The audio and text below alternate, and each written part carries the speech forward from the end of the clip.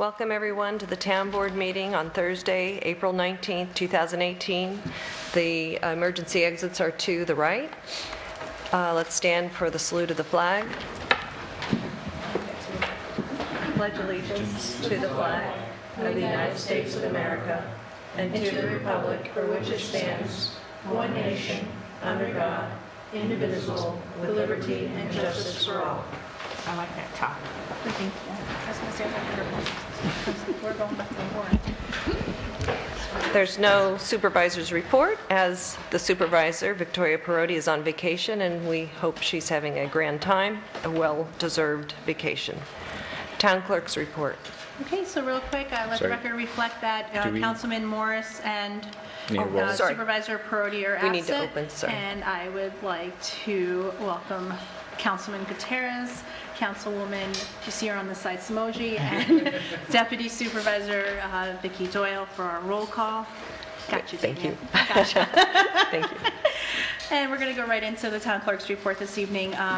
Sorry, are we skipping public comment? Sorry. Their agenda items, the two public comment. Okay.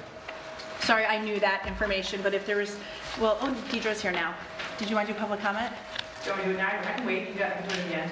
No, go ahead. We do it at the end. It's up to you. I didn't see you come in. I knew what everybody else was doing. I was a minute late. I apologize. Deirdre Houston, Dutchess County Legislator. I just wanted to report out of our meeting we had, our April meeting at the legislature. I think at the last meeting I was here, I talked to you guys about a couple bonds we had on for discussion only, and we have since voted on them. The Emergency Training Center was voted. We issued the bonds, and that's just over $3 million. And we are going to move ahead with that, so that's exciting. It's going to be built where the current training facility is, and it will include, obviously, a new facility with some classroom space for emergency training for firefighters and emergency responders. The other bond we issued was for the construction of 45 Market Street, which is a building the county owns, and it will become the new public defender's office. The public defender is currently working out of the county building, and so they'll be moved across the street, and they'll actually have private office space to work with clients directly, so it'll be much better for the public defender. What else happened? Let's see. We're working on trying to get every community prescription drop-off points. We're hoping to have that June, July. We're waiting on the state to do some work with it, and then hopefully we'll have a place in Amenia for prescription medication drop-off. And the other thing is, at our February meeting, we had some people come and talk to us about becoming a climate smart community. And then we, of course, looked into it and asked our council to research the climate smart community, and come to find out in 2009, Dutchess County Legislature unanimously voted to become a climate smart community. But it was kind of put away, and so we've dusted it off. And now we're going to look at, grant opportunities and things we can do that we are a climate smart community. And so as those become available or we hear more, I will report out to you guys.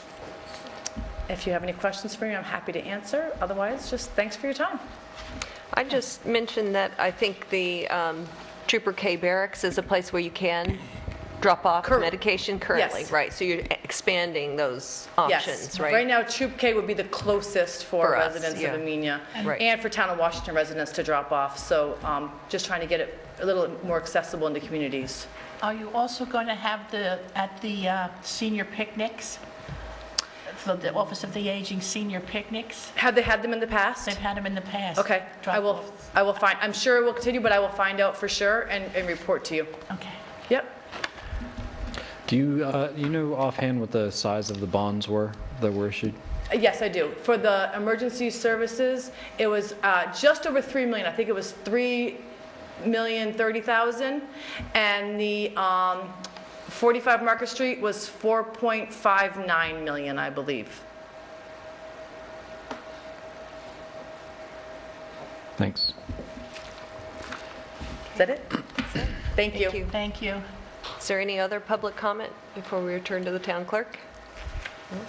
Okay. Okay, so I'll move this right along. The first item I'm presenting to the board are the minutes of March 15th. They were emailed out with the vouchers. Has everybody had the opportunity to review those? Yeah. And I think there was one change made, right? Yeah, the CAC, we're going to remove that and put a ZRC. Okay. Right. So that was the zoning review committee rather than the CAC's report on page 2.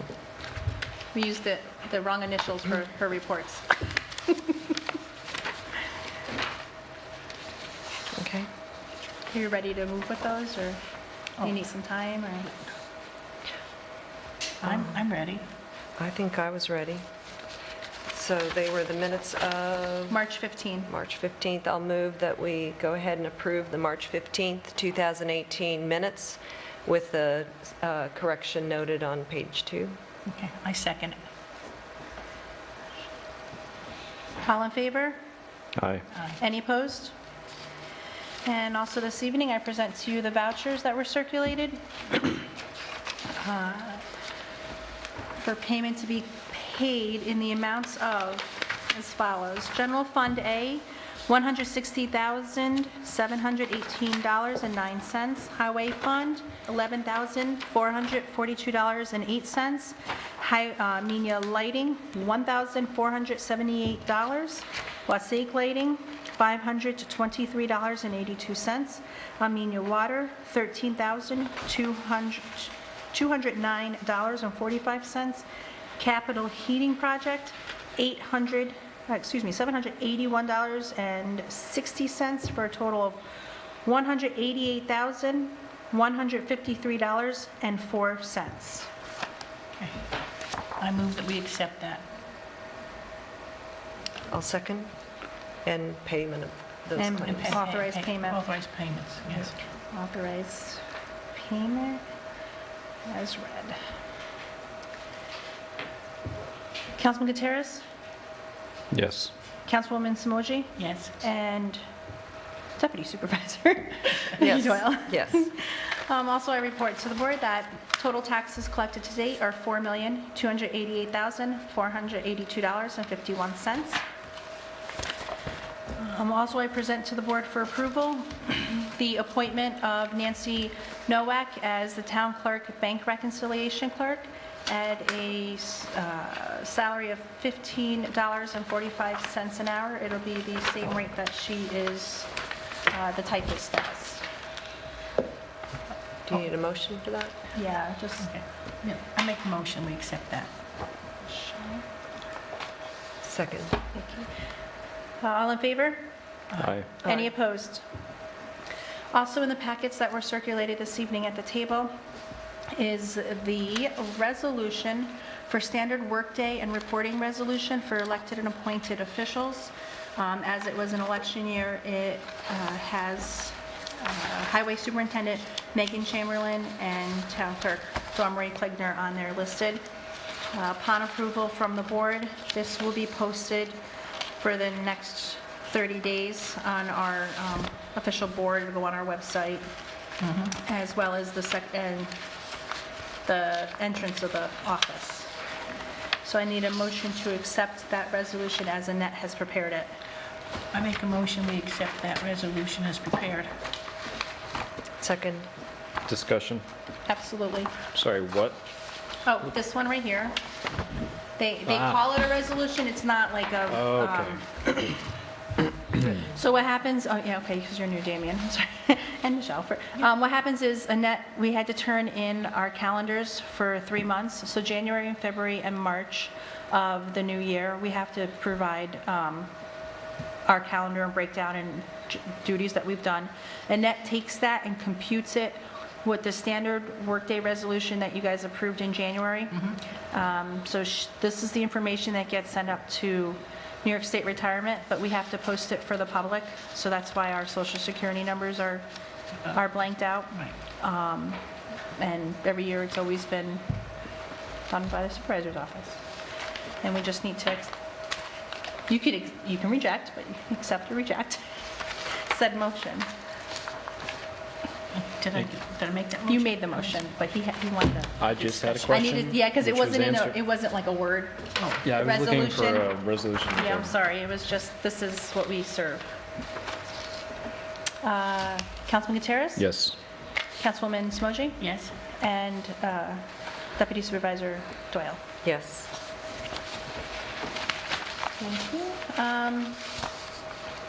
Last month, I had presented to the board the junior class using our lower parking lot for the annual spring car show. I know I was waiting to hear back from Supervisor. What I did is I just reached out to the school and I asked them for an insurance. So it's not like we have to waive the insurance, but I would like to still waive the cost to use the lower parking lot. I'll make a motion that we waive the fees associated with use of the parking lot, our lower parking lot at the town hall. I second it. Discussion. Absolutely. Sorry, you did get the insurance? I did, and I brought it to the meeting. Oh, I okay. didn't circulate it because it's just that good. and their flyer. Thank I'm you. Just packet confused, that's all. Okay. All in favor? Aye. Any opposed? Late this afternoon, so it's not circulated and it's new to all, I received an email from Dutchess County Community and Family Services Commissioner, and I'm not going to doctor the doctor's name. They are looking to have a focus group here to work towards a single, universal, accessible path to promise framework of our youth and the obtained community input. The Path of the Promise is a multi-year effort to ensure that all young people in Dutchess County have the assets they need to achieve their full potential. The county contracted with PCG, a consulting firm, to develop a Path to Promise action plan, and part of the process is to engage in the community through the focus groups. They would like to know if we were able to accommodate this event here at the Amenia Town Hall on May 10th. It would be from 5 to 7:30. I do have, the only meeting that I'm aware of is recreation, but we can have recreation meet here and they upstairs, or vice versa, or What day It's of a the week is it? Thursday. A Thursday. So It's we the normally second have recreation? Thursday. Okay. and recreation meets at 6. So, I mean, I don't know how big the audience is going to be for this, so that's why I want to talk to her more, but Recreation could go in the planning room and they could can be come here here. if it's not so big. and I'll be here, Because somebody would be, yeah, okay. I'll make sure that, to see. And they're going to advertise this, they're going to put this in the paper, they're going to do it, and we just have to say, yes, you may Yeah. come and use our facility. If I recall, because I only stayed for part of it, last year we had Dutchess County Community and Family Services here, and at the time they'd used the back of the auditorium where parents in the community were able to come and talk about drug use. Oh, okay. So if it's the same group trying to do the outreach, I think it's much the This is a same? small- yeah, Like it 10 was- people or 15? Okay. I mean, it'd be nice to get more, but Yeah. it was a very Small group. Small group. It's a small group. So if we're here anyway with recreation, I don't think there's any reason why it would cost Okay. us more to have Yeah, so I'm going to be here. another group. Okay, so if I could just get approval to allow them to use the space, and then I'll update you at the next meeting if they don't, Confirm if this it? room's not big enough, or if they're thinking something. Yeah, I'm 10. sorry, I'm unfamiliar with the program. The Path to just- Promise? Yeah, just looking at just want to make sure this is the same thing, so I'm looking on the website. It's a program that if you receive or qualify for SNAP, it's basically career training, help with transportation up to $200 a month, and then free career training and employer matching. Is that the same program? Is that what we're talking Well, about? I'm not familiar with, I personally, Robin spoke to her, so she made them email it, because I always like things in written form to bring to you. This one is specific, it's a framework of our youth and obtain community input. So they're probably going to advertise it and try to get us to go to them to, Yeah, I guess I'm not sure what that means, though.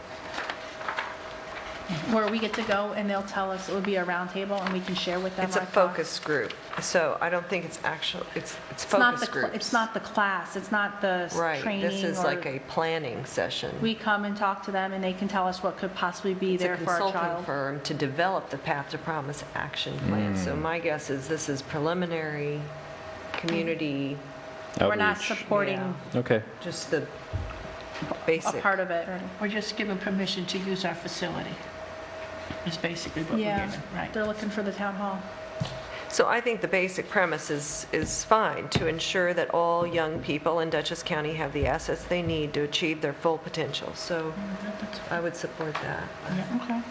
I mean, if everybody's good for it, I'll get more and, Okay, Okay? but this will be the rooms, okay. town board room. And we have other matters which are already on there. So, on Sunday, April 22nd, come hungry to Wasake's auxiliary of the Wasake Fire Company. They're having their Sunday pancake breakfast. It's going to be from 8 to 11, where they'll be serving pancakes, French toast, eggs any style, sausage, hash browns, toast, coffee, juice.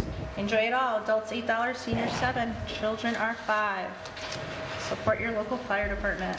Right. As this is a busy month for Wasake, rounding out the month on Saturday, April 28th, they're going to be hosting their open house. It's welcome to all. If you want to go and see what Wasake Fire Company, the Blue Crew has, join them and What see time what is the that? All day long? apparatus is. From 10 a.m. until 2. 10 to 2. So 10 to 2. It's a great It's part of- opportunity It's to part of see. Recruit New York. Throughout the state, various firehouses open up their doors on the last weekend of April as part of recruitment process. So, and that'll conclude the town clerk's report. Thanks, everyone. You're welcome. Okay, thank you, Dawn. Highway Department report, Megan Chamberlain.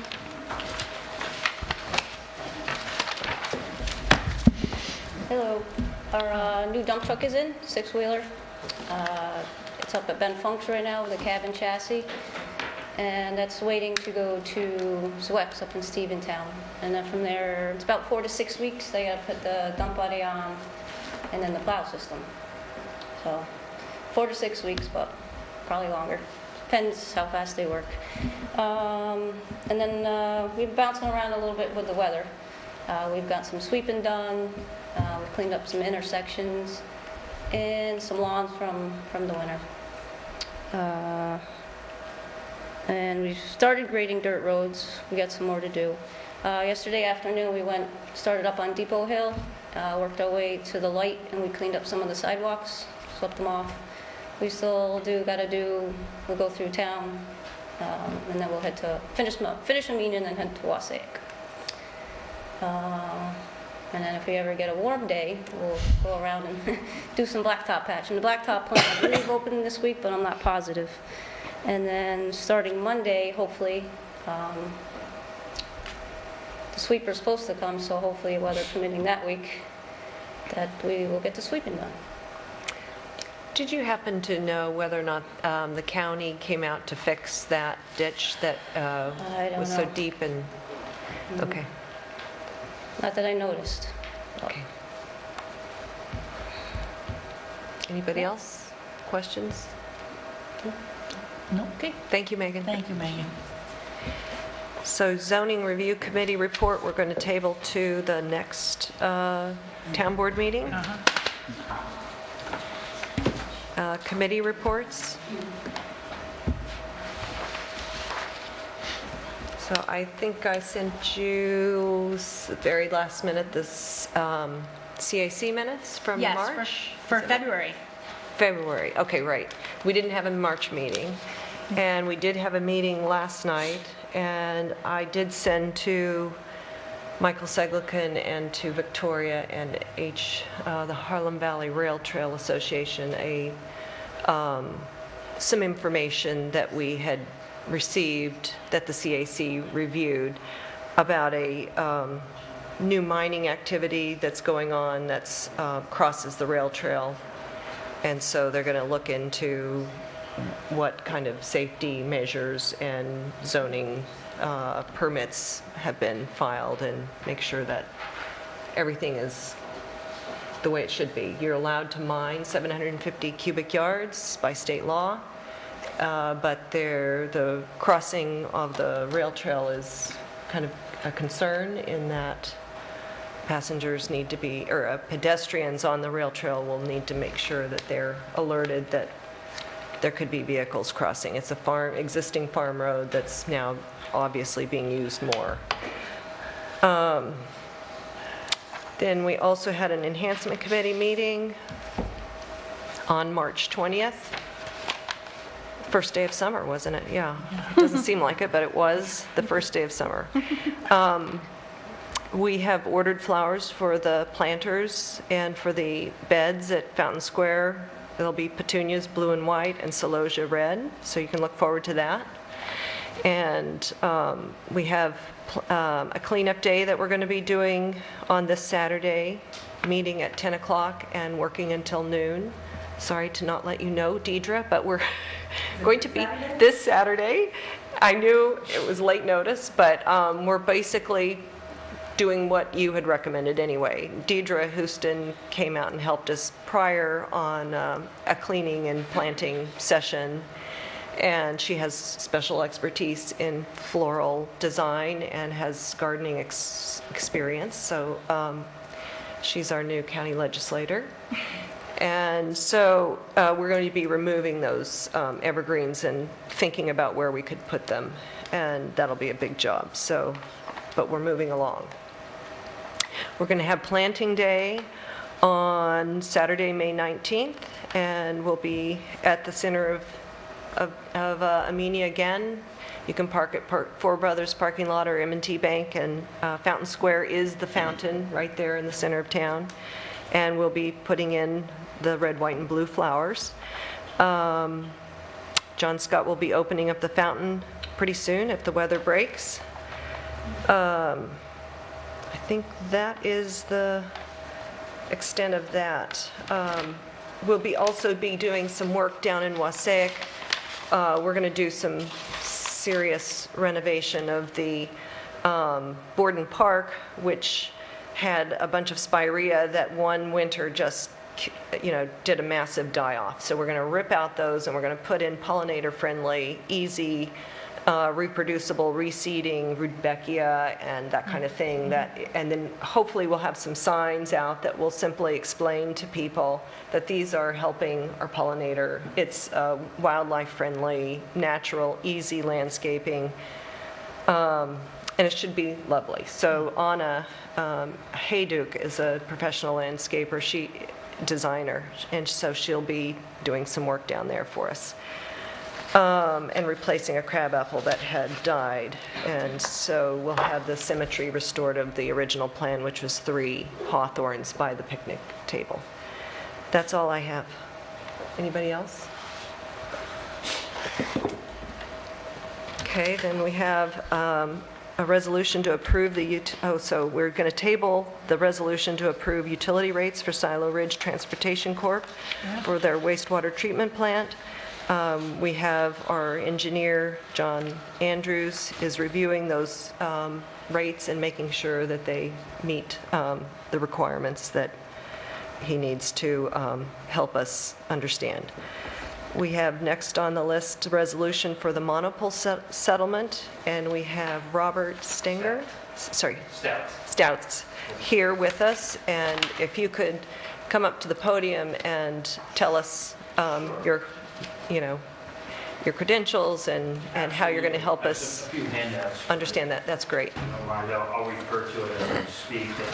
This will be an exhibit to the agreement. It's actually construction plans for the monopole that also reflect the landscaping and the orientation of the panels. It's all, oh my gosh. Each one of these. Okay, this is all one. Those are, that's just one packet. Yep.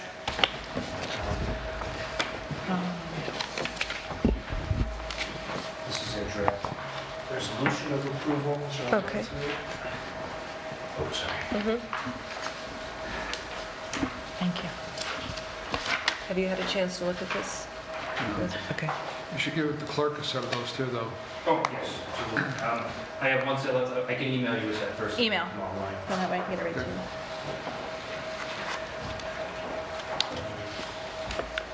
Copy of the agreement itself. So what the resolution will ultimately do is authorize the supervisor to execute this agreement, which, if that happens tonight, she will do on her return next week. Oh, do you get, I think you get one of these. Give me an extra one.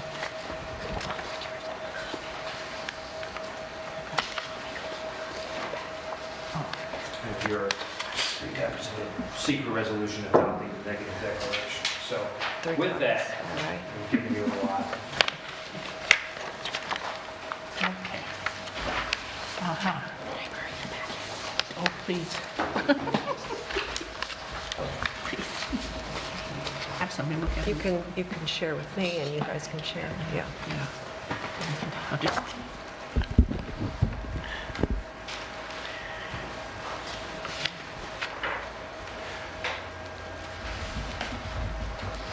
Okay, so as you're looking at that, I'll introduce myself. My name is Robert Stout. I'm a partner with Whiteman, Osterman, and Hanna. Our firm has been representing the town with respect to certain challenges filed relative to the construction of this monopole, which date back to 2015. We have reached a agreement in principle as between the representatives with the MTA and the MTA's contractor relative to certain mitigating measures that will be imposed on the construction of the monopole. So my starting point is the resolution, which begins resolution number blank of 2018. The first whereas clause recites that it was July 30th, 2015, when PI Telecom Infrastructure, who's MTA's partner in the project, filed what's called an FCC Form 620 to propose construction of a 180-foot monopole tower at the Wassaic MTA station. MTA, by virtue of the Public Authorities Law, is not subject to SECRA, so there is no SECRA environmental review. Related to that, there is a federal process that they had to go through.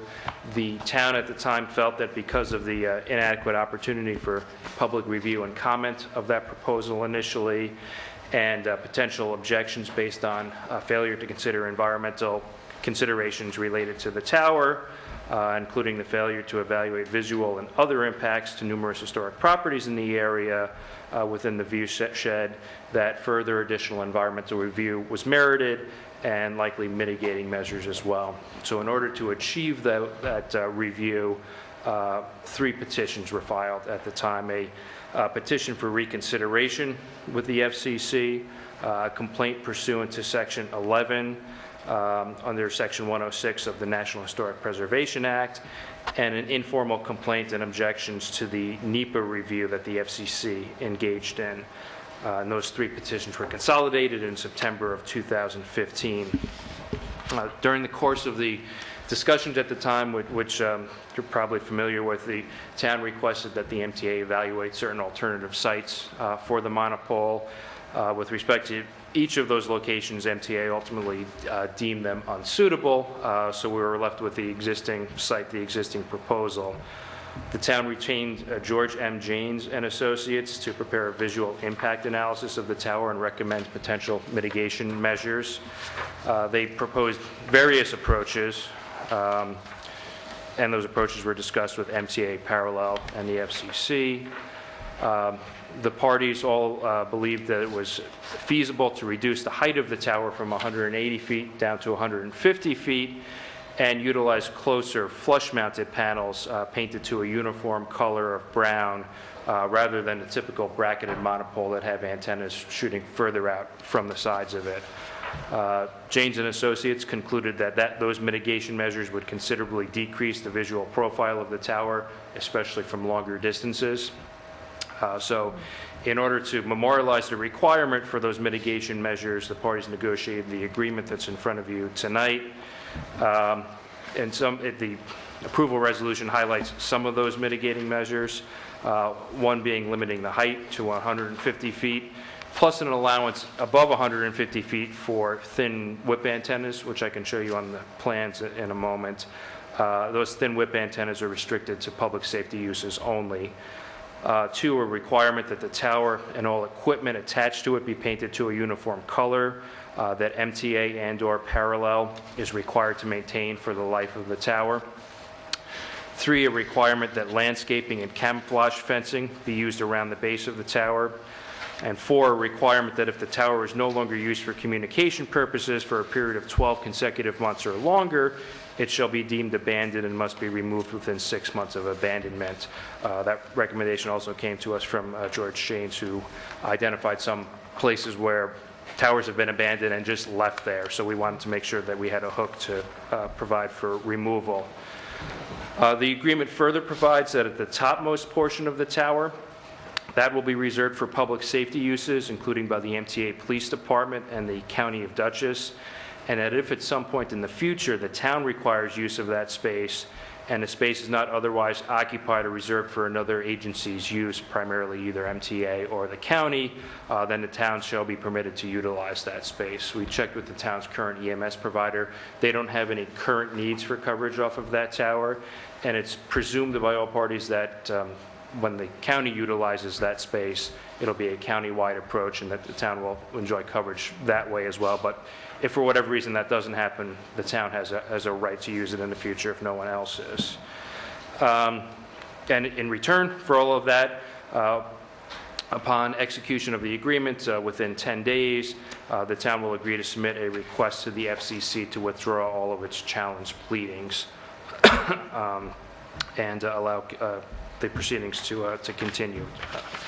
So that's it. Let me show you some of the specifics on the actual plans. I'd refer you to, well, throughout I made sure that the plans contain notes referencing the agreement so that when the tower is constructed, whoever the contractor is aware of the existence of this agreement.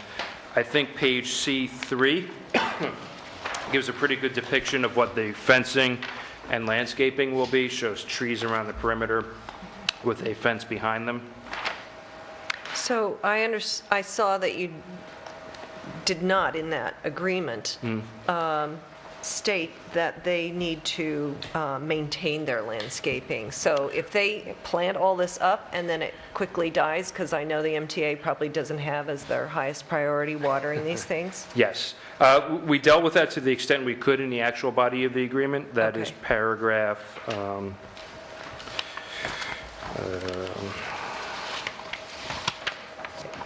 It's addressed on the last page of the agreement, but it doesn't say maintenance.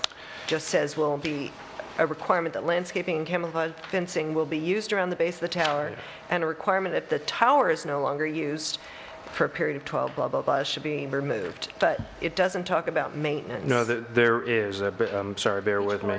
Okay. I'm in the actual agreement. Oh, okay, that's not the... Okay. Yeah, that the resolution summarizes. Okay, I'm sorry. page 4 on that. And then G, Okay. second paragraph. G? Okay. Yes. The MTA in parallel and any successors or assigns thereof shall provide landscape screening and camouflage type fencing around the base of the monopole to screen all ground level equipment. The landscaping and fencing plan is included in the site plan. MTA under parallel and any First successor 5 years, signs okay. shall replace any plantings that died during the first 5-year period following the effective date and shall use commercially reasonable efforts to cause such replacements to conform to the site plan. Okay. That was a negotiated point. We couldn't get them beyond 5 years there. No, The no, I thought think being that if that's something's going to reasonable. fail because of Yeah, the yeah. conditions, it'll fail in the first 5 years. Okay, that's fine. The next, I believe, sheet C4, shows how the actual antennas will be mounted. You can see how they are close, small brackets as opposed to larger brackets. The 4 whip antennas, or likely to be up to 4 whip antennas, as it was described to me, in a square formation at the top of the tower. And the agreement limits them to 1 microwave dish, which is the round dish at the top of the tower.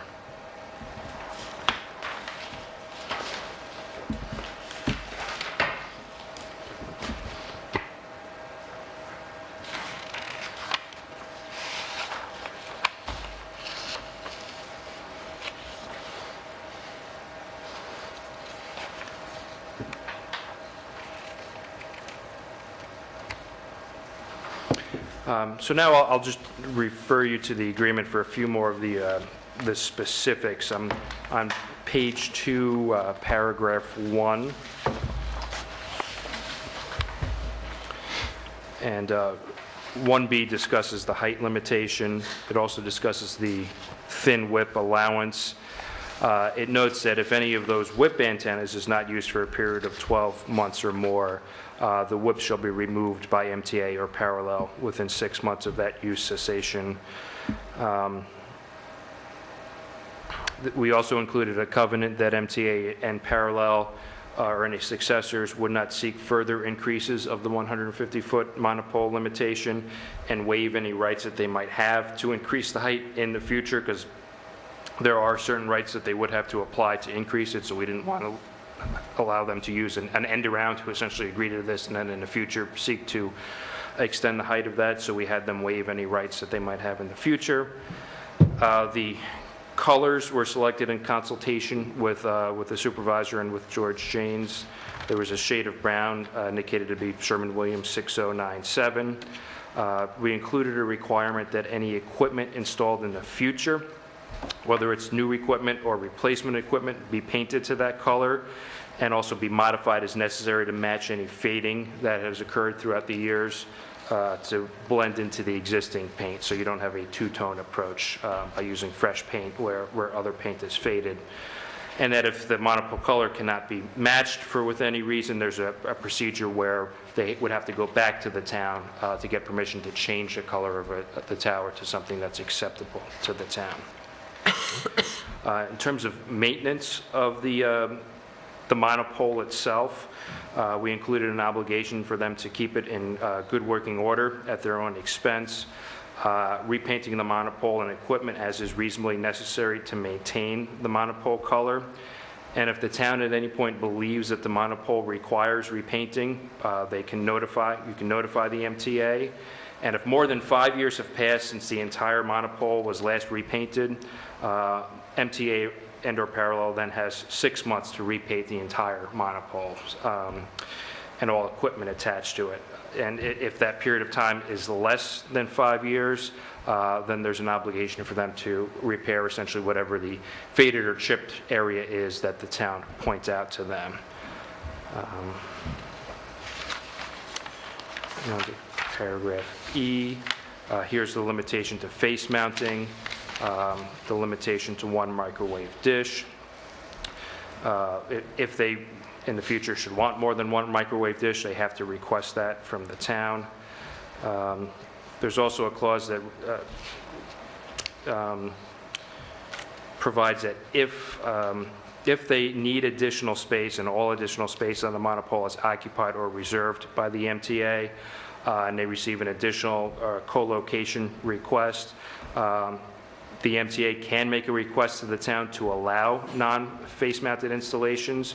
The town has complete discretion as to whether or not to allow that. And we indicate that under no circumstances may non-face mounted equipment extend beyond 150 feet above ground level without town consent. And should they come back with a request to add such additional equipment, they'd have to provide visual studies, renderings, depictions of what that would look like before they get the town's permission. The next paragraph, paragraph F, deals with the right of the town to reserve space on the tower for emergency services that I mentioned earlier. Paragraph G talks about the landscaping and fencing plan. The next section, paragraph 2, discusses the withdrawal of pleadings.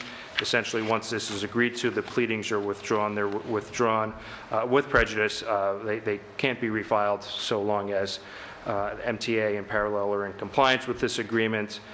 In terms of enforcement mechanisms and remedies, we're able to negotiate a specific performance clause in there such that if this is violated, the town would have a cause of action to sue them essentially to perform under the agreement. That's about it for the specifics. Do you have any questions so far?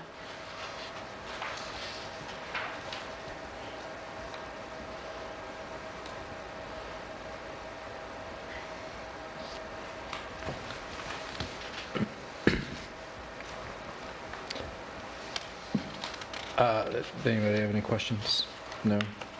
Just for some general background. Sure. For the audience, we've been going back and forth with MTA on this matter ever since I started on the board, just 2.5 years ago or so. And while I am not sure that there are too many people that would describe this as a welcome addition to the town, and personally, for me, it's right outside my front door. I do feel like this is we got to an acceptable place, given that MTA generally does not have to pay so much mind to local zoning. So that's just a little background there. Yeah, I would think that we would have absolutely no say whatsoever in this process if we didn't have a scenic protection overlay, a very, very clear, comprehensive plan that says exactly what this community wants and doesn't want, and where its areas are sensitive, and where you have to be more careful. And so I think we're one of the very few communities that I can see in this area that has a plan that makes the MTA actually take notice and modify their plans and listen to the community, as basic as it is. I still don't understand why we couldn't have moved this to a site that was available south on Route 22 and backed up on a hillside that was already a rock cut, and you wouldn't have noticed it driving into town.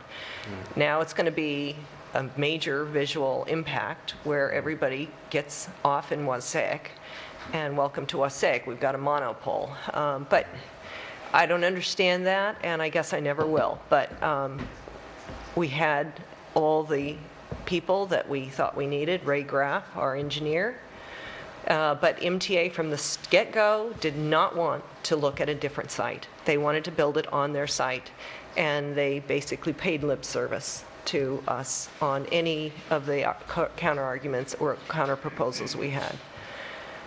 So I think this, if your firm has done a lot of studies and concluded with the supervisor that this is the best deal we can do for Amenia, right?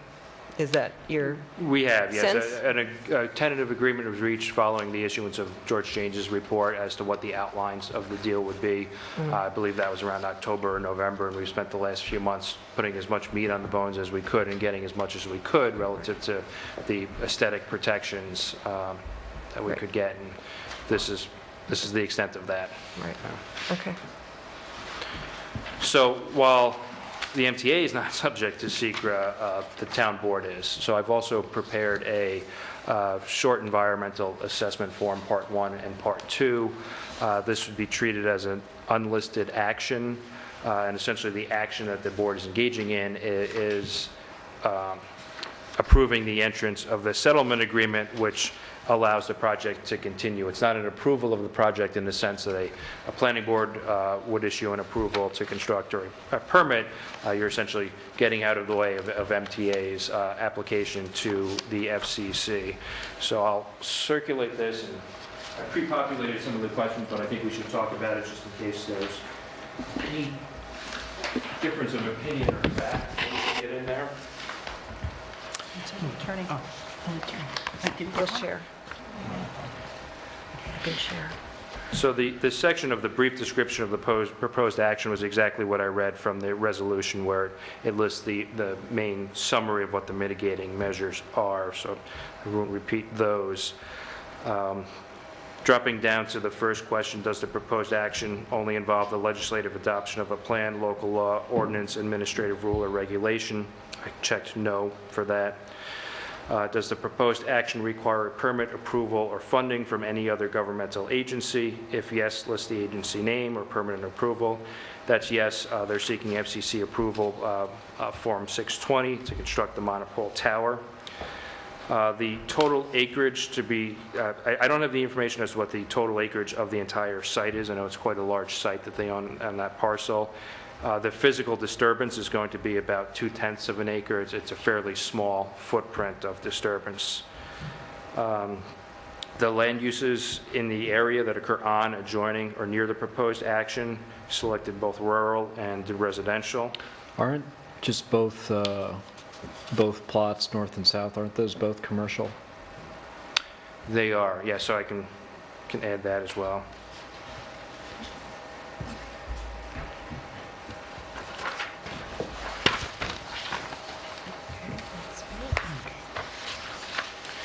The next question is the proposed action a permitted use under the zoning regulations? The town has a tower law, and is the proposed project consistent with the adopted comprehensive plan? Yes is checked for both of those boxes. 6, is the proposed action consistent with the predominant character of the existing built or natural landscape? Yes is checked, although you might have a difference of, perhaps that should be no. Yes was checked initially because of the mitigating measures that were imposed on it to make it as consistent as possible. And I go through that in the determination of significance. So I think as long as we explain why we believe it's now consistent, then that's sufficient for review purposes. Yeah, I think you just say that it's been mitigated to do the best we can. Right, okay. Is the site of the proposed action located in, or does it adjoin a state-listed critical environmental area? That's no. Is that accurate? There is a wetland. DEC wetland. Well, there is that's not a CEA. So some of these factual-based questions were Critical environmental area. right. Critical. They were derived from the DEC's EAF mapper, which pre-populates those, and there's no CEA, critical environmental area, that's been designated in the area. Wetlands we'll get to in a moment. Will the proposed action result in a substantial increase in traffic above present levels? No. Are public transportation services available at or near the site of the proposed action? Actually, that's a yes. That's a yes. That's a yes. That's a clear yes. Yeah. Are any pedestrian accommodations or bicycle routes available on or near the site of the proposed action? That's That probably a should also be yes. 9, does the proposed action meet or exceed the state energy code requirements? I think that should be yes. It's not a built structure, so it's typically not evaluated under that in terms of a building. Will the proposed action connect to existing public-private water supply? No. Will proposed action connect to existing wastewater utilities? No. Does the site contain a structure that is listed either on the state or National Register of Historic Places? No, the site itself does not. Is the proposed action located in an archaeological sensitive area? That also came back as no. 13A, does any portion of the site of the proposed action or lands adjoining the proposed action contain wetlands or other water bodies regulated by a federal, state, or local agency? That's a yes. And would the proposed action physically alter or encroach into any existing wetland or water body? That's no, based on where the tower is on the property. Identify the typical habitat types that occur on or are likely to be found on a project site. Check all that apply. I have wetland and agricultural grasslands checked on the site itself. 15, does the site of the proposed action contain any species of animal or associated habitats listed by state or federal government as threatened or endangered? That came back as a yes for timber rattlesnake, and that is addressed in another environmental study I'll get to in a moment. So are bog turtles on the adjoining property not? Yeah, and let me... Not allowed. It isn't. So after the petitions were filed in 2015, Parallel received responses from DEC and U.S. Fish and Wildlife Service relative to the endangered species issues. The DEC response indicated that it had, quote, no records of rare or state-listed animals or plants or significant natural communities at your site or in its immediate vicinity. U.S. Fish and Wildlife came back and said that the proposed tower would have no impact on the federally listed endangered Indiana bat or the threatened northern long-eared bat. They also concluded that the project may affect, but is not likely to adversely affect, the threatened bog turtle. The Fish and Wildlife Service also acknowledged that the proposed tower is adjacent to a state wetland with a suitable bog turtle habitat, but concluded that the tower would not impact the wetland. Fish and Wildlife Services recommended certain mitigation efforts to mitigate any possible impact to the bog turtle, including 1, installing a double row of silt fencing during the months when the turtles hibernate, 2, having the fencing examined each day by a monitoring biologist until construction activities are complete, 3, having the biologist moved to safety any bog turtles found on the construction site, and 4, removing the silt fencing when construction activities are completed. And in its pleading that it filed, Parallel indicated that it agreed to adhere to all of those mitigating conditions during the construction of the proposed tower. So in our secret statement of findings, we'll make a note that those mitigating measures were proposed and agreed to.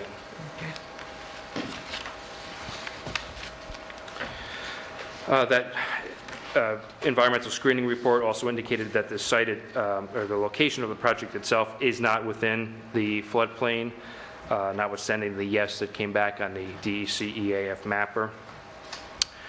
Will the proposed action create stormwater discharge either from point or non-point sources? That was a no. 18, does the proposed action include construction or other activities that result in the impoundment of water or other liquids? No. 19, has the site of the proposed action or adjoining property been the location of an active or closed solid waste management facility? No. And 20, has the site of the proposed action or adjoining property been the subject of remediation ongoing or completed for hazardous waste? That came back as a yes, and when I checked those, the DEC's environmental site remediation database shows that the Amenia Town landfill is a remedial site in the town, as well as Sarni, aka Giannatasio. Yeah, that's quite a ways away. Yeah, which are both quite a way, which aren't impacted by this project at all. So I don't think that's cause for any finding that there could be an impact related to that. So you're going to change that from yes to no? Well, I'll leave that as yes, because that's what the DEC form pre-populated, and then in the description we can explain that we followed up on that, researched what those sites were, and that they weren't in fact at the project site. Well, the town landfill is, but it's across the, across the way, but not directly It's not adjoining. being disturbed, it's, Right. it's not being impacted by it. So just one question, then going back to number 5. Yes. Should we change, so I'm not familiar with the details of the part of our zoning that governs towers. I don't know if anybody else here is, but are we sure that this is a permitted use under the zoning reg? I mean, clearly we are. We have permitted towers. We did the Verizon one up in Amenia at the top of Delaverne Hill. And it's just got a size limitation, which I guess you have brought it down to the 150-foot Right, limit, and we're height not limit. allowed to prohibit this project based on use. I think that's what I was thinking when I answered that question. So typically what you would answer no if you had to send them to the ZBA to get a use variance for the project. Here, they are allowed to proceed. Or is it 120 feet? Did we need a height variance? It may be that there was a height variance that they exceeded. Okay, The 170-foot certainly exceeded it. Yeah, I'd have to double check to see if they would need And I can't remember if 120 that. was the limit. Yeah, I'm sorry, I don't know offhand. Okay.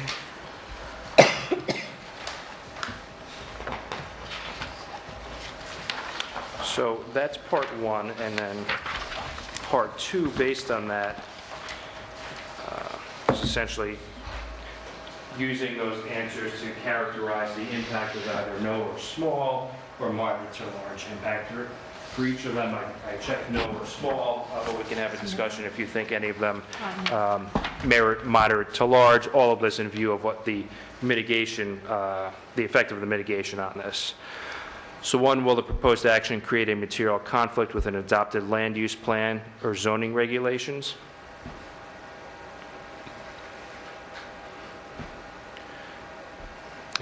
if you want to have a discussion on each of these, because these are decisions that the board reaches on these questions. Well, this was all part of the, our reason why we opposed it is that it was within the scenic protection overlay. All right, so we Right. can characterize that as moderate to large, and then discuss how the mitigation knocks it below that threshold. Yeah, there was historical, cultural things within the region, and the scenic protection overlay primarily, Okay. I guess.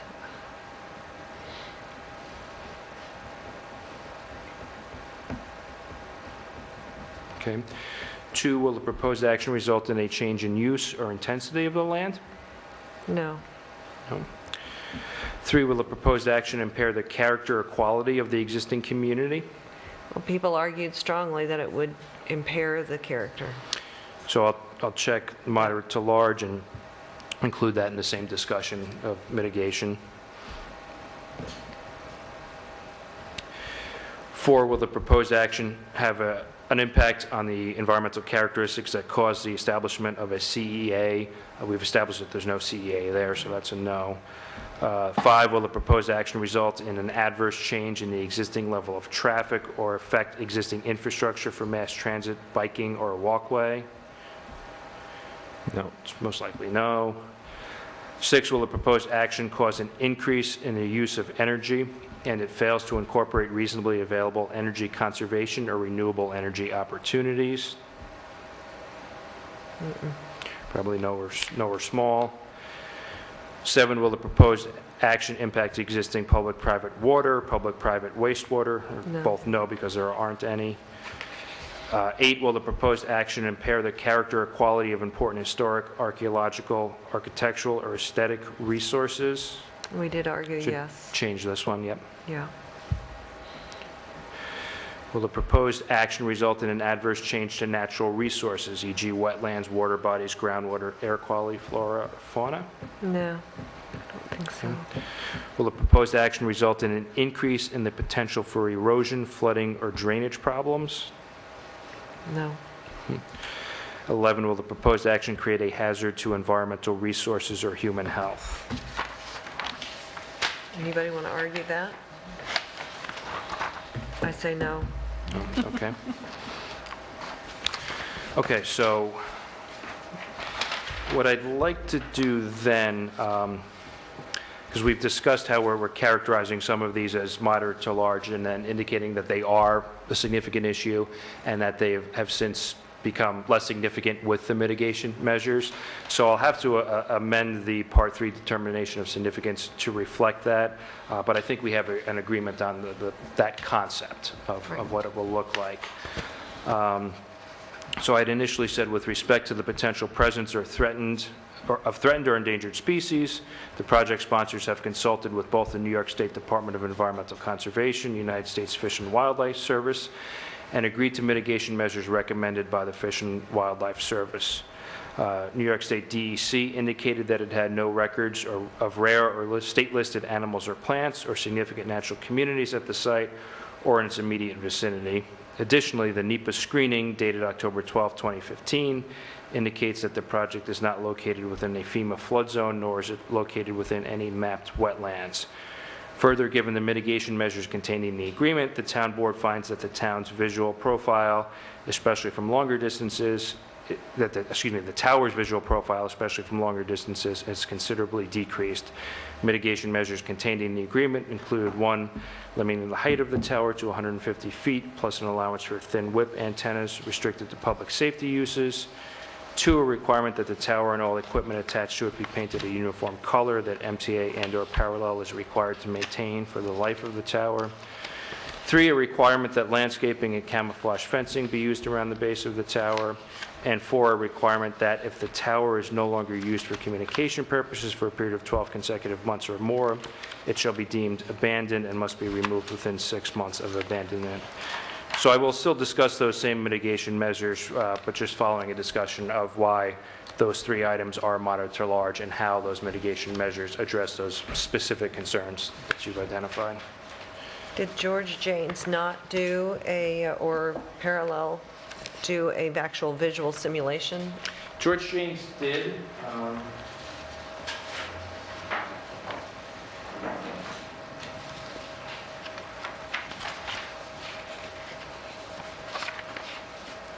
And George Janes proposed a number of things in his report.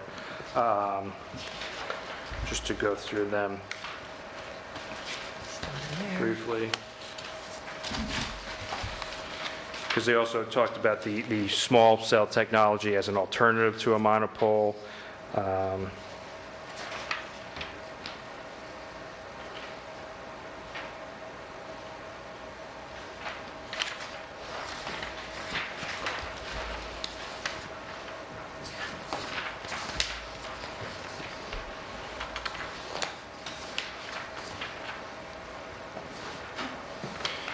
So this is not you didn't include a simulation of this exact tower, you included an example of what a similar installation looks like.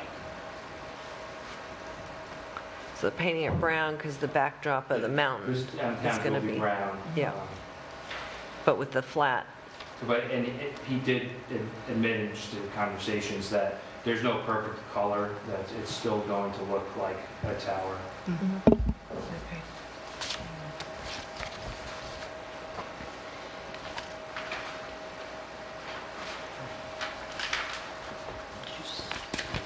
You can keep that. I'll give it up. Thank you.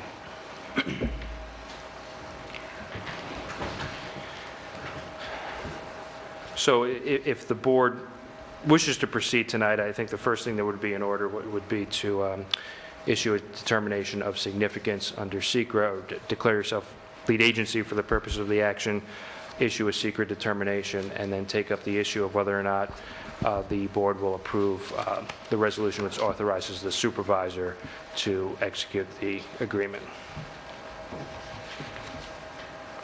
So, Can I ask a timing question, given we are short 2 members this evening? We next meet on May 4th, I think.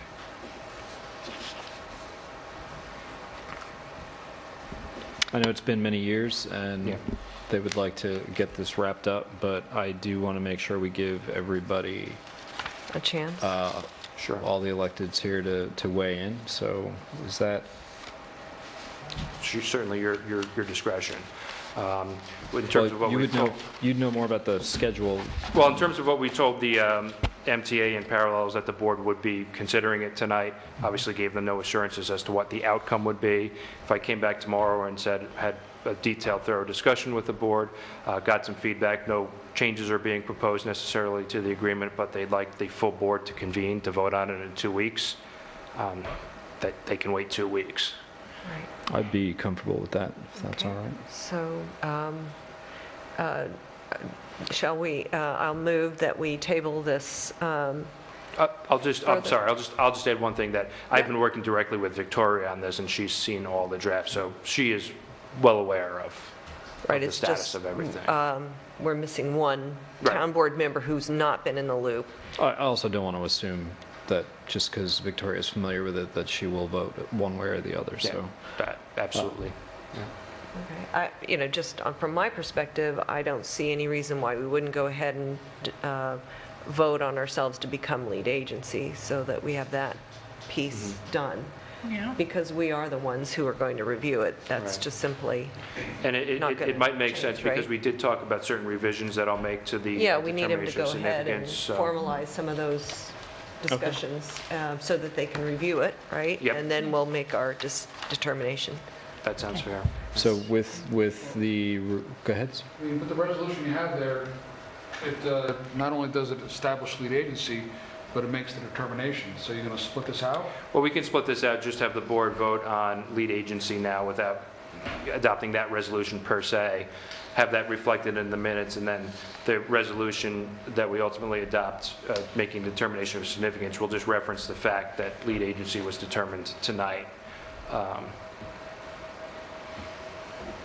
I know typically the preference might be to have a prepared resolution that indicates you're declaring lead agency.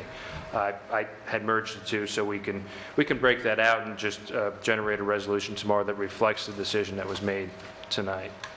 Is everybody comfortable designating ourselves lead agency tonight? Yes, I am. I'll make a motion that we declare the town board lead agency for purposes of reviewing the SECRA And that it's an unlisted action, I would add that. as an unlisted action. Correct. And I second it. And just to clarify, that is contingent on the changes being made to the forms that we... Well, not necessarily, because the concept of lead agency is just establishing yourself as the agency that's Gonna doing the review review. Okay. You're not reaching a determination on the substance We're yet. not, okay. Yeah. Got it. Just Perfect. So for next one, you'll have a new resolution adopting the neg deck, Correct, approving the EAF, correct. so they'll just go on from there. Yeah, and referencing that the lead agency determination was made tonight. Without looking at it close, you'll just have to add in the part 3 of the EAF. You have part 1 and part 2 in the resolution referred to, but not part 3 being completed, so Well, the way I did that was, part 1 and part 2 are what the board reviews prior to issuing its determination. Part 3 is the determination itself, so that it's just referenced elsewhere. But I can double check to make sure I did that right. I'm sure you did, I just didn't see it, I'm not questioning. Yeah. Yeah, I'm just, okay. Councilman Gutierrez? Yes. Councilwoman Simoji? Yes. And Councilwoman Doyle? yes.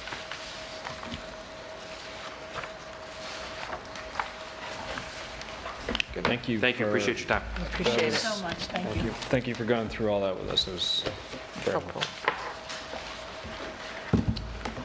Okay, we need to do the approval of the bids for the courtroom floor. I don't want to just scream them out, no.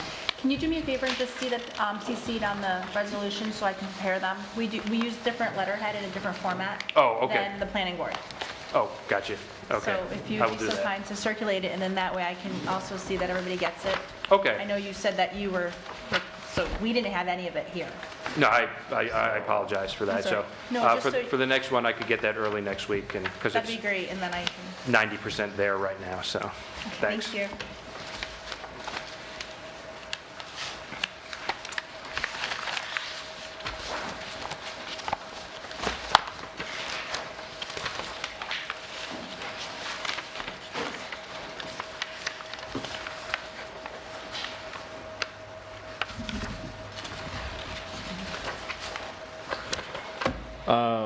Just on these bids, I had asked the supervisor to get some estimates on fully removing the old floor,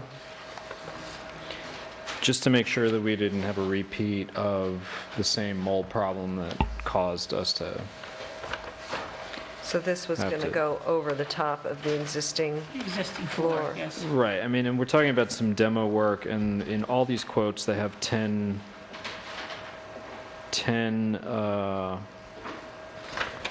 boards of plywood to put down where the 10 sheets, old yeah. floor had been ripped up.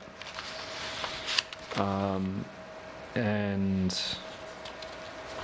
you know, we're not talking about an incredible amount of money there. How big is that room? It's 850 square feet? 849.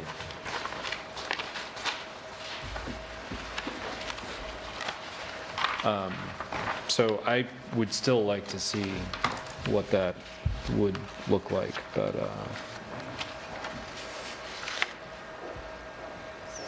Anybody else in favor of I mean, we're, further quoting to get 2 weeks later, an alternative bid for full removal of the floor? Well, I don't think it's really necessary, right? I mean, to remove all of those floors in there, if there's no reason for it, like mold or damage or something like that, because that's going to be labor intensive, and to remove all those floors, that's really going to increase our Price. price Well- considerably. but understood. So, but I think, and I don't remember the exact year, but we had a mold problem in that room 2012? I don't remember. Maybe some. Oh, And mold remediation was done, paid for by the town. It was sort of a spot treatment, and that the lingering problem that caused us to have mold again was not addressed. And in this recent round of remediation, I know that, the first attempt actually did not pass, and the second attempt ultimately passed, and I have no idea what's under that floor. And, we didn't know there was an open drain under there, and just if we're going to do all the work and it's incrementally more money, I'd rather just do it properly. But didn't we get a final thing from when they removed everything and did everything? Didn't we get a final okay on the... It did pass the second time, yeah, the test. Everything passed, right? The whole place? I mean, that was my understanding. My understanding is that the situation was taken care of, everything was removed, and what remains is in perfectly good shape per se, and does not have to be ripped up and removed. Because I'm just considering the man hours to remove all of that stuff, and then this disposal of it. I mean, it's an expensive job just to remove the floors of a building if it's really not essential. And I acknowledge that, but that's an assumption on how much it's going to cost. If we're talking about ripping the floors out and adding another 5 sheets, 10 sheets of plywood, and it's going to cost $1,000 more for a $8,000 project, then that's... my point is that we've had this conversation already, and I asked the supervisor to get some bids. But the ripping out of the floors is going to cost us, maybe it's going to cost us $8,000 to rip out the floors. To rip them out and to dispose of the wood and dispose of...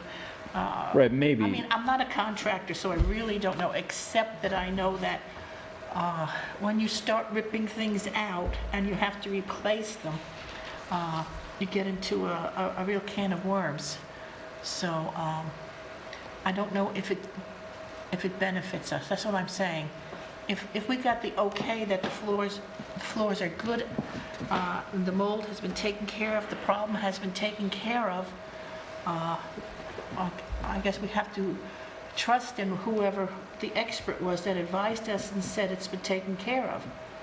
So that's SEBI. Maybe we can get more information about their willingness to stand behind their declaration of, yes, that it's okay. What the risks are. Just so you know how that test works, it's air sample tests that get sent off to a third-party lab for testing. I don't know, SEBI wasn't doing that. They were collecting the samples, but they weren't doing. Well, I imagine if we want to go out and bid on replacing all the floors in the court, it would be in the courtroom, right? And it would be in the judges area too. Is there another room, a little room off to the side? There's something there?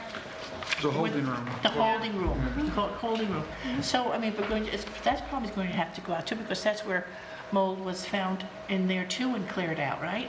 That's my understanding of this thing. I didn't, walk the perimeter there to see it.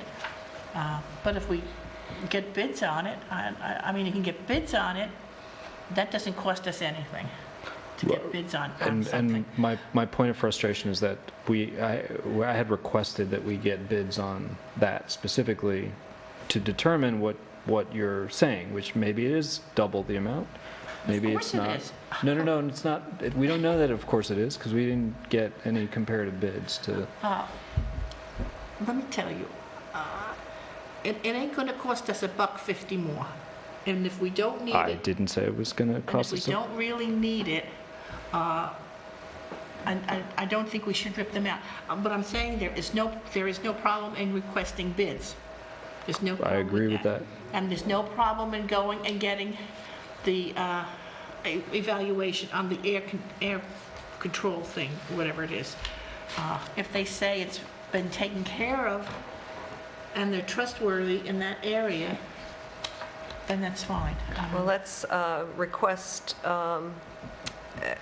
some additional information about the additional cost of removing it. Maybe there's a reason why she said, look, it's exorbitant or whatever, but we will get more information for 2 weeks from now. Okay. Doesn't sound like we have a quorum for making a decision tonight anyway to Right. accept the bids. Right. And I don't see any reason why we can't wait 2 more weeks unless somebody has a good reason why there's an emergency to get this done. Well, is the court incredibly inconvenienced by the introduction of an additional 2 or 3 weeks? I like this room. The two easements, I mean, Yeah, I think it's working We have fine. 2 flags. We have 2 and- flags, but the egresses are really, So I'll ask Victoria if she can follow up with some additional information for our next meeting Our next as to what the cost would be What the cost? to we remove. said that at the last meeting, so that's why he's just following up from the last meeting. Okay. Okay, so that is tabled. Approval for Wasac Project's Community Day road closure. So the resolution that I handed out is part of my packet today. Okay. I put it on in the format. Judy presented us, and Highway Superintendent presented us with Wasac Project's Community Day celebration. Why don't you Okay. read that right out loud? Want me to read this out? Sure, you wanna read Resolution, is there a number? Did I put a number or no? it? It will be number 19. Number 19. Is this the same one that I have? Yes. That's what it's going to look like when it's all done. Oh, okay. Resolution number 19 of 2018, Wasac Project's Community Day Celebration. Whereas the Wasac Project is having a Community Day on Saturday, May 12, 2018, and whereas the Wasac Project has requested that the Town Board grant authority to close Main Street in Wasac, 10 Main Street to 14 Main Street from 5 p.m. to 11 p.m., and now therefore be it resolved that the Town of Amenia hereby grants authority to close Main Street in Wasac from 10 Main Street to 14 Main Street, and be it further resolved that this resolution shall become effective immediately. I'll make a motion that we pass that resolution. Second. Okay. And Councilman Gutierrez? Yes. I already have Councilman Morris already noted as absent. And Councilwoman Smoji? Yes. And Deputy Supervisor Doyle. Yes. And let the record also reflect that I have the certificate and notice to close highway that was signed by our highway superintendent. So that'll also be on file in the office. Okay.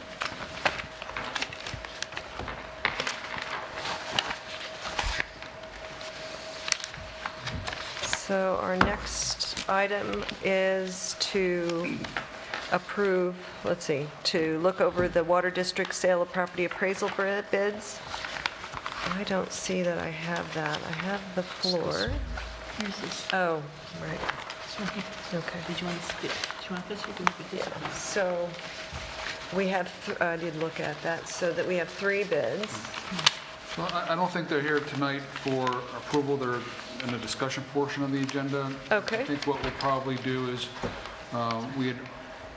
after the last meeting, we were authorized to order the title search and to request these proposals. So the title search was ordered, it's not back yet. Oh. So I expect to have it back in time for the next meeting. So Okay. we'll be able to review that, and then I think at that point in time, we'll authorize. Except one, We'll yeah. accept one of these. Okay. I mean, this is a professional service. You're not bound to take the lowest bid on this, the lowest proposal.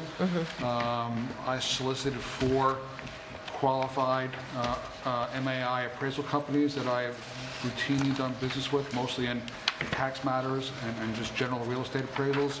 So they're all certainly qualified to do this work. So if you look at that and you feel one is more qualified than the other, or if you feel the timetable is better for one, not the other, those are factors that you can take into consideration for this type of professional service. But we could talk about it in more detail at the next meeting when we also have that title search back as well. Okay. But I'd be comfortable with, obviously, with any of them performing this service.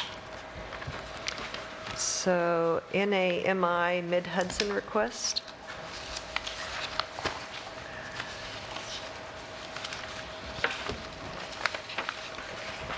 So we did this last year, if it'll help. Yeah, that's- Yep. that's NAMI just this- Mid-Hudson, it's just a single sheet of paper. Right there, yep.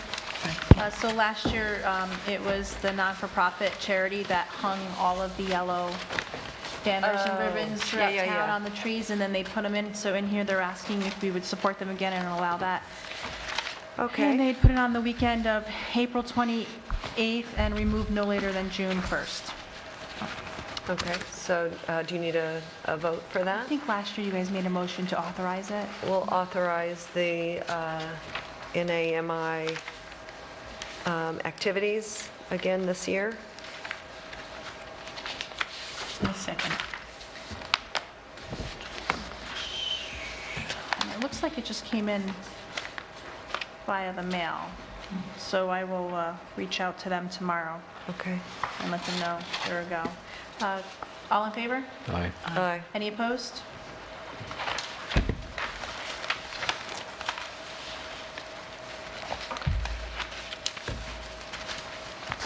Don't see any other matters. Is there So anybody there- else who has? Two other matters that were in the other matter folder. Okay. Looks like there was a comments from 2014.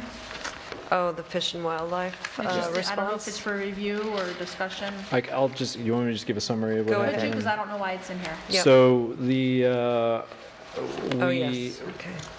we had to clear a couple of trees to, for the Wasaik Trail, the train project. The town has not yet put the overall project out to bid with the contractor yet. That tree clearing was originally supposed to be part of the scope for the primary contractor. However, there was some concern that the trees needed to be cleared before the end of March because of the Carolina bat, long-eared. Oh, no, sorry. Yes, you're right. It was the Indiana bats, Yes. Carolina. they thought, or the It's an endangered bat that Indiana and northern long-eared bats. Indiana northern long-eared bats. They returned to the area in April, and so the town tried to organize our tree service that we have on retainer, lease trees, to perform that. MTA had certain insurance requirements that made doing the work with leaves not possible. And so we asked Dan Breyer, the engineer, to go back and check the fish and wildlife regs and to discuss with them if we would be able to do that clearing after March 30th, essentially, and include it as originally planned in the scope of the original contractor. Dan came back and said that he spoke with Fish and Wildlife. It's fine. We can put it back in the original contractor scope. And so it'll just return to that scope of work when we put that out to bid. And that as of 2014, we had the right to clear the trees at any time during the year. So there was some confusion, I would say, a lack of attention to the specific requirements, which led to us Spinning wheels. spinning our wheels quite dramatically the last few weeks. Just as an update on the project, really the only thing stopping the town from putting that out to bid is just to wrap up a couple of right-of-way details that are outstanding. Correct. And so we're very close to putting that out to bid and hopefully starting work on that. Yeah. I mean, services May 30th, 2013 letter also mentions additional information is needed, but they said a final listing for the species is expected. The Corps made a no-effect determination for both the Indiana bat and the northern long-eared bats. We have healthy trees, lush foliage, did not exhibit peeling or sloughing bark, did not appear to contain cavities. Therefore, the service acknowledges the Corps' no-effect determination. No additional conservation measures should be required for these two species. I mean, there was no requirement that we stay within a certain window, so that is That was a bit of misinformation. Moving on. I did actually call Metro North last week, and Okay. I am track safety certified with Metro North. I was like, I have a chainsaw. You could go out there and do it, right? They're like, don't you dare. Well, thanks for trying. No. But it's fine. So the other item that I think we had in our packet for other matters was the description of custodian, as we had John Culligan last in that position, and it was a 20 hours per week duty job that he performed, and he also did the locking up and management of the building to make sure that it was secure, heated, cleaned, locked, in readiness for all activities.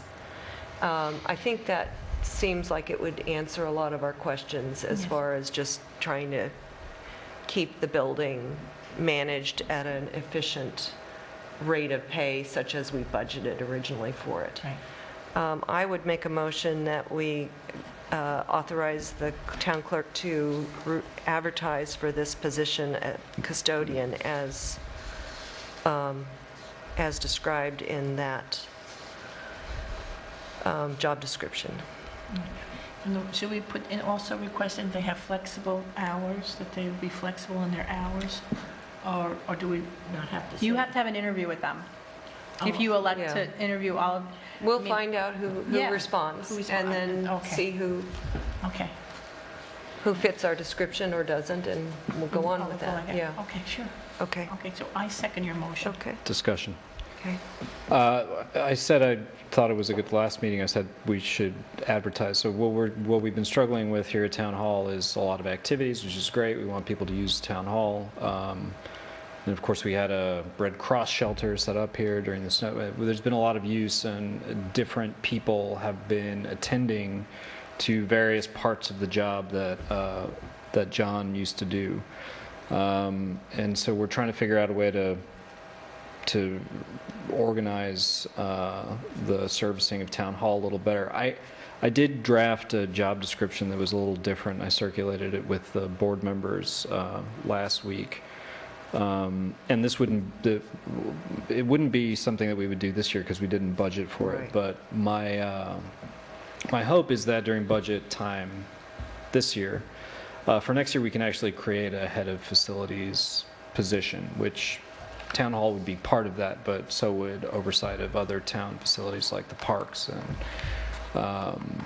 wherever else they might be needed. I think my primary goal, and I'm still sorting this out after two and a half years on the board here, but my primary goal is to put someone in charge and make them responsible for decisions about repairs, about planning improvements to the building, general oversight about how not only this building but other town facilities are managed. And I'll give dear Mike a lot of credit for this, but this idea of having a Department of Public Works or somebody who was able to sit and manage so that we're not forced, or the supervisor is not put in a position where she has to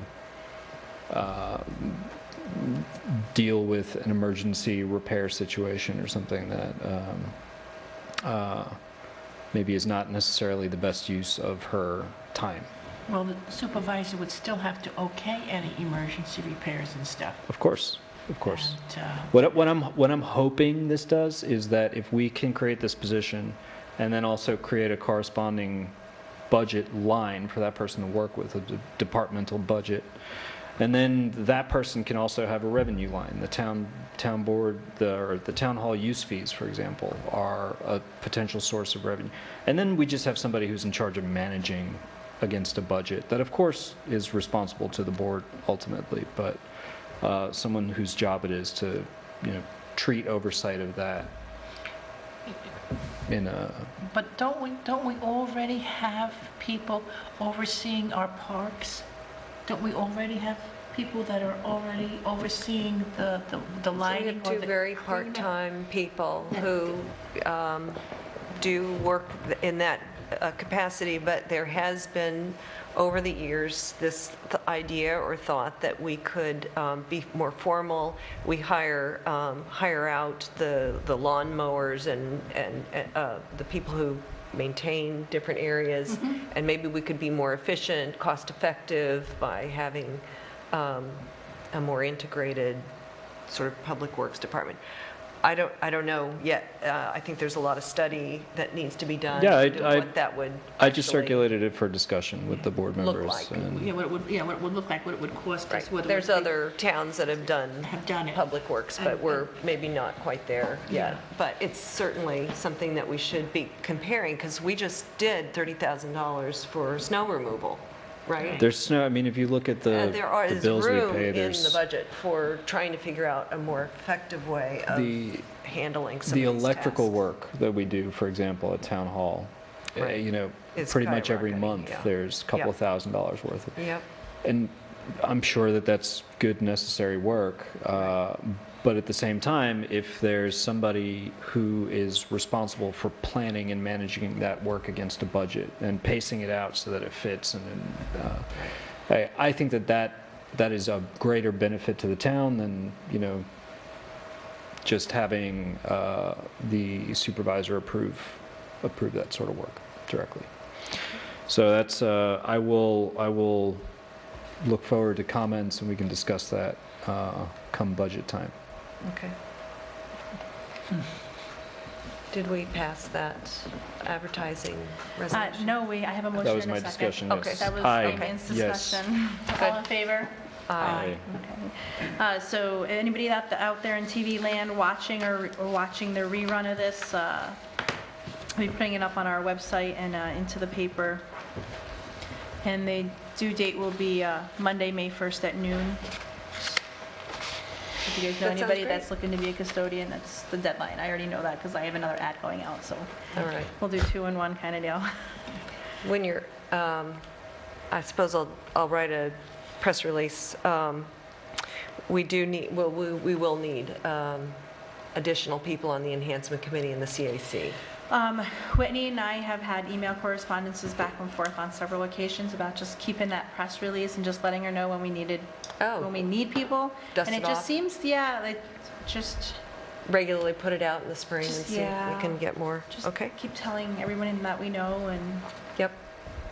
Keeping the word out. A lot of volunteer positions are available if anybody's interested. Talk to the town clerk. Line right up over here. Yep. Okay. Is there town board comments? Public comment. Public comments?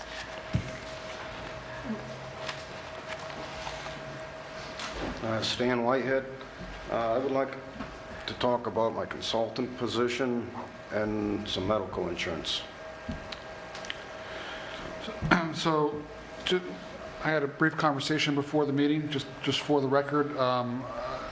I believe he would like to have a conversation with the board. There's things that he's willing to say publicly, but if the board would prefer to talk about him as an eligible item for an executive session conversation, it's a personnel matter. Right. So if you would prefer, at the end of the meeting, we can make a motion to go into executive session, and he can defer his comments until that time.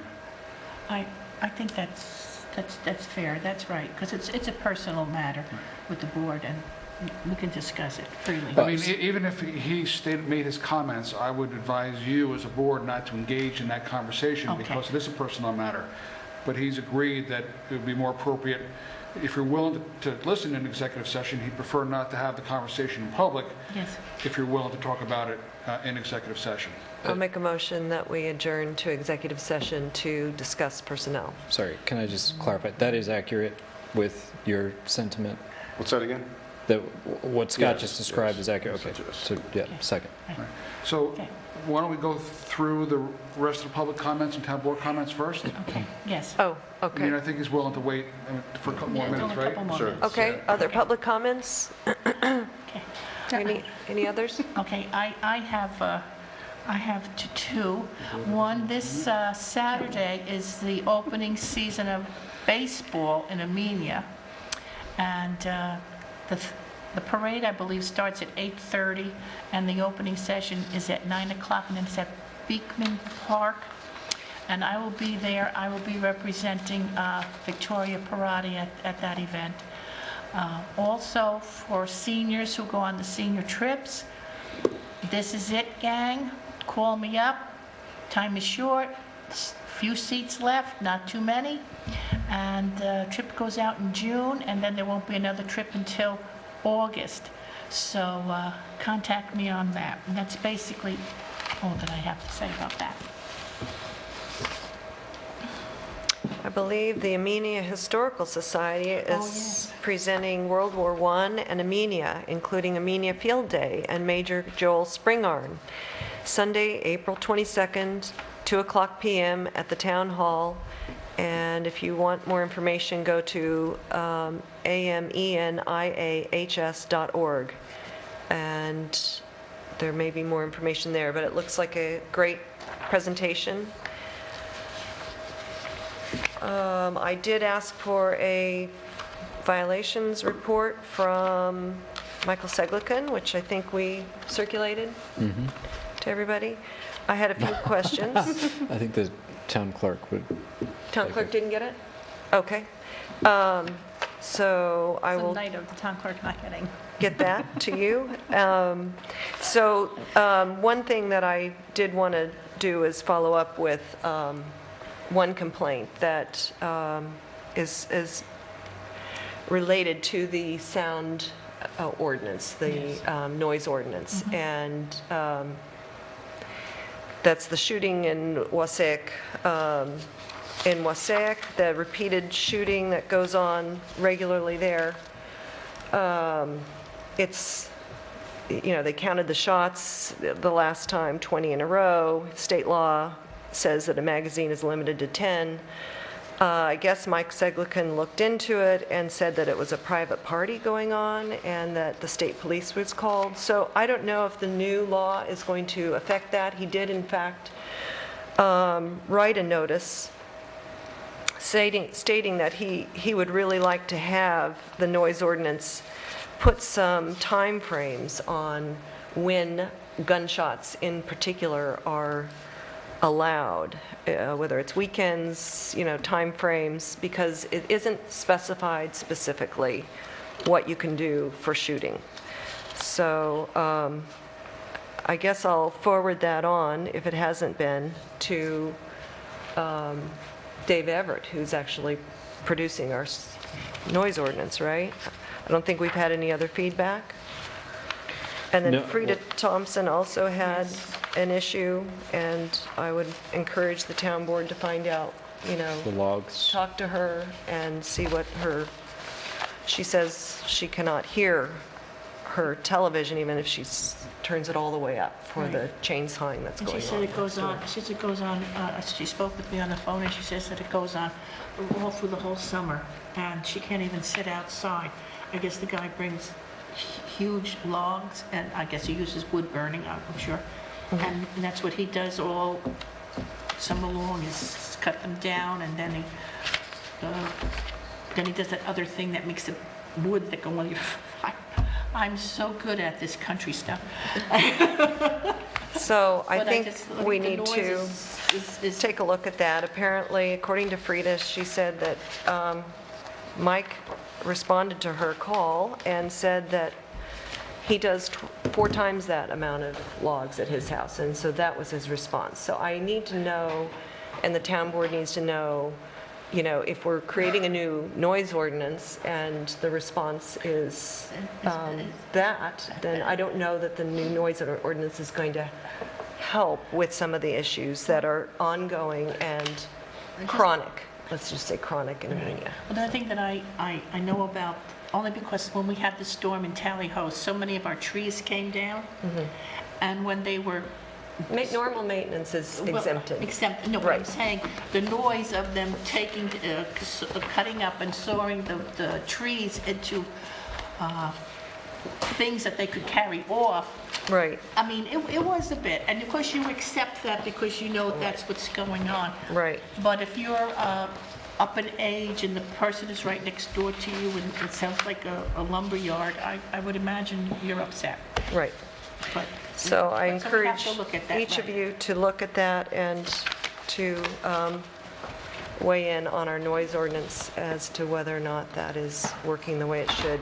Thank you, Damien, for going to accept the check from the Arts Mid-Hudson grant agency on May 7th. I appreciate that, and hopefully you'll come back with a check. Haven't gone yet. Okay. Big check? Small, Don't forget to come back. $1,372, but I did apply for another one for $4,000, and we're hoping that that will come through to help supplement that if all of the money comes in as hoped. We'll have Elf, the musical version of Elf Jr. on, and it'll be a family-friendly, all ages, really fun, funny. Can't say enough good words apparently about this production being really a great end of the year celebration. Right. So we're hoping for funding from Northeast Dutchess Community Foundation's Northeast Dutchess Fund as well. That's all I have. Motion to go to executive session? We Second. had one, we just never took roll call. Ah, Okay. Doyle motion and you seconded it. Okay. that was all discussion. That's all discussion. All in favor? Aye. Any opposed? And you're inviting whom to stay? Stan. Stan The to stay in, and we'll let you, Don, go. You got the, Excuse- oh, still at 105, 1F. 105, yeah.